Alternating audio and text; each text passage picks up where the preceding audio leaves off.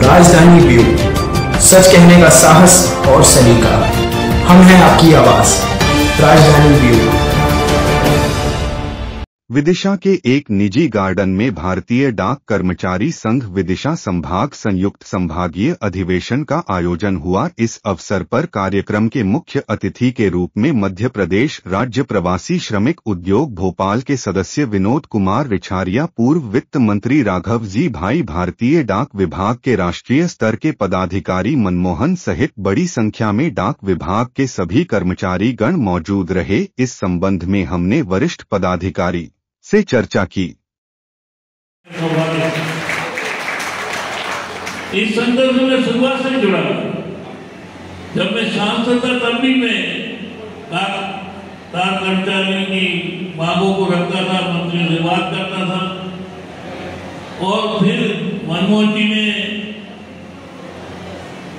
यहाँ उसकी बागडोर संभाली और एक विदिशा नहीं जानता था कि वो रावण से नहीं जीत पाएगा, जानता था। और उसका कहना यह था कि मेरे सामने अगर गलत हो रहा है और मैं खामोश हूँ तो पाप को लगेगा। तो आए, विरोध किया, नतीजे में मारे गए।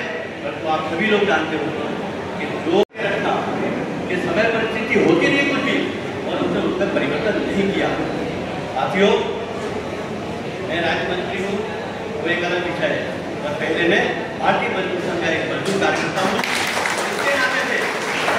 अगर कोई ये मुझसे कहे कि भाई आप तो मर्यादा में रहो, तो साथियों में मर्यादा में नहीं करता। इसलिए नहीं करता कि आदमी कितना ही छोटा हो, पर यदि लगन से काम करे तो उसको कहीं ना कहीं न्याय मिलती है। जैसे जटायु ने रावण। संगीता औदित्य। कहाँ सर्विस करती हैं आप? विदिशा प्रधान संभागीय कार्यालय विदिशा। आज जो कार्यक्रम हो रहा है उसका क्या उद्देश्य है? आज हम सभी भारतीय डाक कर्मचारी संघ के सदस्य संभागीय अधिवेशन में उपस्थित हुए हैं और हम सभी अपने सभी विभाग की समस्याएं हैं, अपना जो मोटो है उस पर सभी पे चर्चा करके और है ना उसका निराकरण करने का प्रयास करेंगे। मनमोहन शर्मा जी, आज एक गार्डन में किस तरीके का आयोजन हो रहा है, जिसके माध्यम से हो रहा है, क्या उद्देश्य इस गार्डन में, मतलब कार्यक्रम का? आज भारतीय डाक कर्मचारी महासंघ की विदिशा संभाग की इकाई का 18वां द्विवार्षिक अधिवेशन संपन्न होने जा रहा है।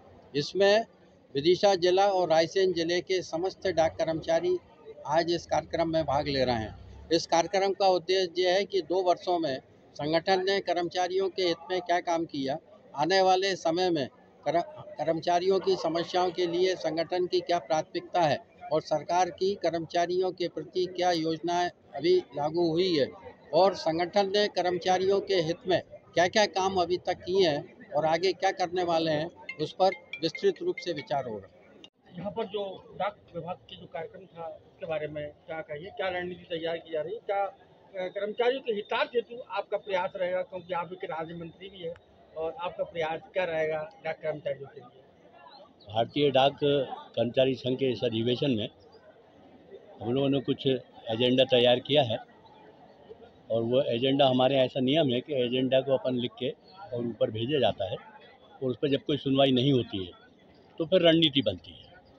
और अभी चूँकि हमने अपनी बातों को रखा ही नहीं है तो आगे की रणनीति को बताना। प्रयास करूँ, आप भागीरथ के रूप में काम करेंगे क्या डाक कर्मचारियों? हमने अभी अपने उद्बोधन में ये बोल दिया है कि जब भी किसी भी प्रकार की कोई आवश्यकता होगी मैं डाक कर्मचारियों के साथ हूँ और जिस भी हिसाब से मतलब उसमें कहीं अगर रास्ते से हटके भी कहीं कोई प्रयास करना हो तो भी मैं करूँगा, ऐसा मैंने इनको आश्वस्त किया है। मंत्री या कोई ऊंचा पद पर पहुँचने के बाद कुछ लोग बदल जाते हैं, आप क्या नहीं हो गया? 6 अक्टूबर को जब विधानसभा का चुनाव था तो मेरा एक वीडियो बहुत वायरल हुआ था। उस पर मैं वैसे टेक्सटाइल मिल का व्यक्ति हूँ। अटल जी के टाइम पे 119 मिलों में से 23 मिलें रहीं और अभी कोरोना काल में 23 मिल पूरी की पूरी बंद हो गई मोदी जी के शासनकाल में। तो जब मैं वहाँ का भाषण दे रहा था तो मैंने ये बोला कि ये दोनों सरकारें मजदूर विरोधी हैं। तो हमारे एक भारतीय जनता पार्टी के एक कार्यकर्ता थे, वो उन्होंने बोला कि भाई साहब आप तो शासन में एक विशेष हिस्सा है आपका, तो ऐसा क्यों बोल रहे? तो मैंने कहा मैं शासन का हिस्सा नहीं हूँ, मैं मजदूर का हिस्सा हूँ और अगर मजदूर के विरोध में कहीं भी कोई बात होगी तो शासन बाद में है, पहले मजदूर है और उसी क्रम के हिसाब से मैं काम करता हूँ। मैं टेक्सटाइल का व्यक्ति हूँ, मगर मैं पोस्टल को भी सपोर्ट करता हूँ, ये शिक्षक संघ को भी सपोर्ट करता हूँ।